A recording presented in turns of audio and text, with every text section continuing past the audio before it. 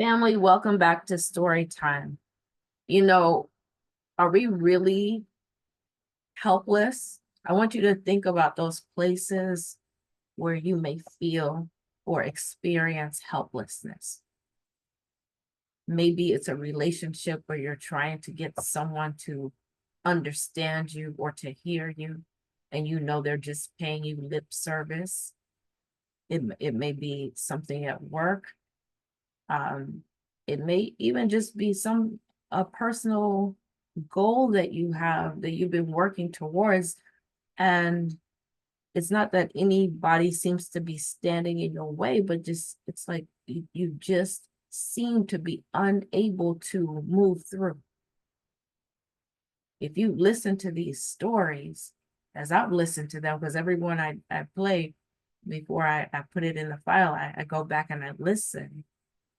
And it's occurring to me that, or what's occurring to me is that we walk with a tremendous amount of power, but because the power is not,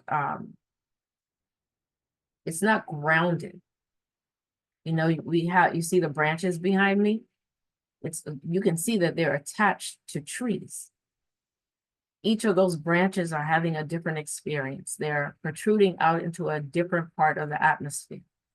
So if you ask an insect on one branch on this side, what is happening here? And you ask the insect on another branch at the top of the tree, what's happening? And then one at the base, what's happening? You will get different stories. And they're insects. So they may not even understand that there's a trunk to which these branches are attached. And that trunk is rooted in the soil. So for a lot of us, we've had all of these different experiences, but again, no frame of reference. Like, what is the center of all of this? What grounds me so that I understand that I'm experiencing these things naturally. I'm not trying to do it, but if I've done it once, I'm able to do it. I experience myself in different locations, being aware of myself in different locations on more than one occasion. So if that just happens automatically, what happens if I put my attention on it? Can I be in more than one place at a time consciously? Can I be aware of that? And if I can, I want you to understand we're talking about that's quantum reality, right? Or what they call quantum mechanics, quantum reality. All these what they call parallel realities.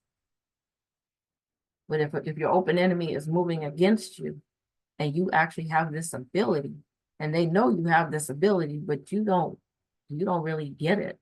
You know you can do some things, but you don't really know how to use it. Because if you knew how to use it, they wouldn't be able to do what they do. Because you have the ability to see everywhere. That's why I said in one of those beginning videos, why do you think they created AI? It's artificial. It's intelligence. If you can call something artificial intelligence, I don't call that intelligence, because in our culture, we know intelligence, we base intelligence on our ability to receive instruction from our own soul. That's intelligence. Artificial intelligence, AI, the whole word is artificial. It's all fake. And the only thing that can supersede their machine work is you, because you're accessing real intelligence in real time. And if you begin to look at the different experiences that you have, and maybe you're creative and you're a writer, you write stories and things like that. So you write a story and write a little kid story, and you make the person who has the abilities that the things that you have experienced, you give the little superhero in that story your abilities, and see what they can do with the abilities that you have that you don't know what to do with. And then you may have an idea of what our open enemy is actually up against. They have always known who we are. And that's why they always knew that they had to disrupt our connection. If they could disrupt our connection between us and the Abosom, the Orisha, the Vodou, Nitter two, they knew that they could control us. Because that's the only way you can control our minds. Now we're walking around with half a mind like them. And we're literally in these religions, we're worshiping them, we're bowing down to them. What God would have their own people under the foot of people of a lesser God, if you want to call them that? They're not natural to the planet, and you can see evidence of that everywhere. I read a little bit of Obama's story. I think he was, I can't remember what the name of his book was, but I read a little bit of it, and I remember he was talking about living in Hawaii with his white grandfather and grandmother. And his grandfather had a Black friend that I can't remember where they used to live down south, Arkansas, Arizona, one of those places down south. And the Black man was the same age as his grandfather. And the grandfather would go over that man's house, and sometimes it'd be late and he would sleep. They would drink together, talk, laugh. But you know what the old man told Obama in the story? He said, your grandfather can come here and he can sleep. I don't mind. That's fine. He's comfortable. I would never, you will never find me asleep in his house. That's his friend, right? That means he actually knew the true nature of those people. Like the Native Americans said, well, they speak with a forked tongue. I was listening to a broadcast where someone was talking about Marcus Garvey and how he amassed millions. He was a young man and he amassed millions of people around the world, and they wanted to move to Liberia. And it was, the movement was disrupted. But the individual was saying the reason why he was able to amass so many then was it wasn't far from slavery. And so people knew exactly, they knew this was their enemy. They knew these people were evil. They knew it. You didn't have to convince them. And they wanted to get away from them. Of course, the enemy didn't want them to get away, but they wanted to get away. So today the work is a little bit harder, right? Because we don't see them for what they are.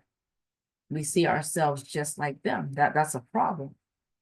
Because when evil is in your midst and you don't recognize it, that's a problem. It means that we're engaging in disorder without even realizing it, believing that we're doing the right thing. We're giving people a chance, or we're forgiving this or we're forgiving that. Their nature has never changed.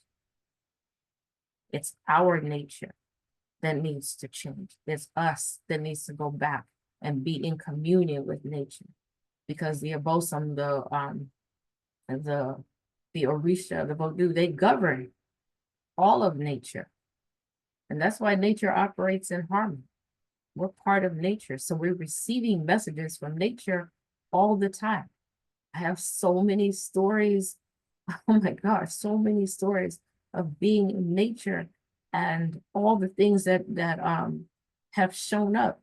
Literally, one is that I was led, I remember not far from where I am, I went walking down alongside a creek, but I literally was walking down this hill, and then I began to walk very fast and very deliberately. And I walked straight into like a waterfall, a small waterfall. And then when I turned around, there was a woman. It's like she was naked, but she was struggling to get up, and her hair, I could tell it was Medusa. And there was a sign on that was on a makeshift structure close to the creek. And on there it said, in faded letters, it said, begin journey, start now. And I began to go there day after day and would have absolutely incredible interactions with nature and the ancestors in that space, ancestors and ancestresses. And I'll share some of those stories in the upcoming videos.